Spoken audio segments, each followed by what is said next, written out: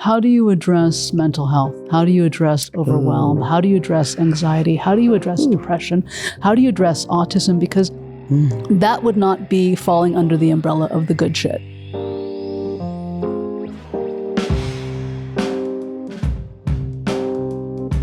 We cannot ever get to a place where we fully understand AI or the algorithms that we are generating. We feed it information, but the information we're feeding it is already biased, it's racist, it's sexist, you name it. The tool does not care. It doesn't have any feelings. It's a tool.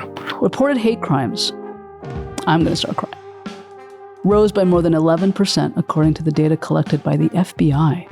What is our fear of difference? What is our fear of difference? Because I am different than everybody. And we don't realize that we can be any different because these neurochemical mindsets are creating our identity. They're shaping our identity. But what happens when you do feel psychologically safe? What you have is connection. Right. So in other words, safety is intrinsic to connection, and connection is one of the most important needs for human survival. Only you can determine what makes you feel like you belong.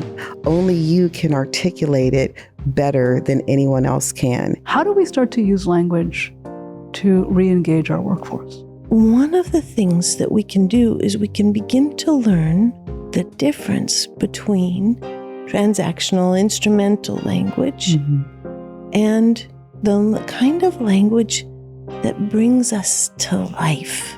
In order to get at the root, and in order to enable that root to sprout, we as a collective must come around and have an idea of every individual has dignity. How do we prioritize humans in a human-centered organization framework Yes. when we are subsumed in a paradigm of white supremacy? Ooh, now we're getting real spicy now. So this is what I find so funny about human brains. It's tragic, but it's also funny.